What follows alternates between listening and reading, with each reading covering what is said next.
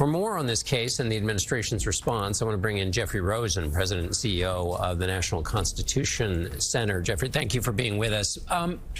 Help us understand, what's your sense of the administration's response, these responses to the judge, this kind of back and forth? Give us your take on that and just kind of characterize that for us. Well, it's really an extraordinary question of whether or not the administration is complying with an order of the Supreme Court. And the Supreme Court unanimously held that the administration must facilitate Mr. Garcia's return. The position now that he was not wrongly deported, which they conceded before the Supreme Court that he was, represents a shift, as does this rather remarkable claim that he has to show up at the border to be allowed back into the country, and that he'll be detained even if he does return.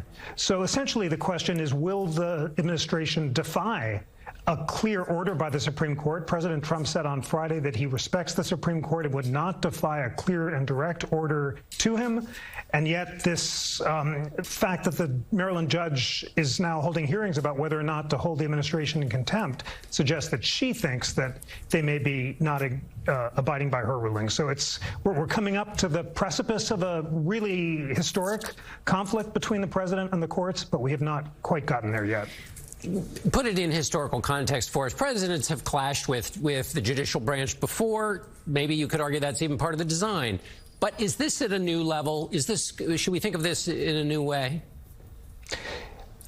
Yes. What's so remarkable about past clashes with president is that no president has defied an unambiguous order of the Supreme Court. The closest we came was during the Civil War, and President Lincoln detained a guy called Merriman. He suspended habeas corpus. Chief Justice Roger Taney said that he was wrongly held, and the administration briefly refused to turn Merriman over. They were held in contempt, but the point is that Lincoln complied. A few weeks later, he brought Congress back into session. They validated his order, and he did turn Merriman over to civil custody. So in other words, never before, not even at the gravest moments in American history, have we had a president openly defy an unambiguous order of the court. And of course, we haven't yet either. But the question is whether we're coming up to that point. With 30 seconds left, zoom us out here, Jeffrey. The Constitution has a lot of protections for the innocent against being unjustly charged. Can you just kind of step us back there and explain why those exist?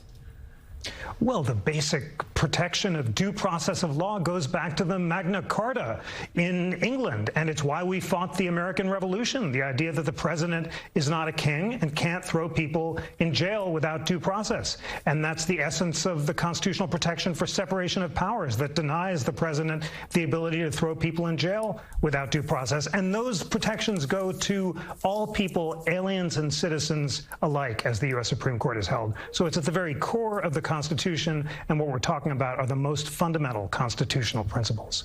Jeffrey Rosen, President and CEO of the National Constitution Center. Thank you so much, Jeffrey.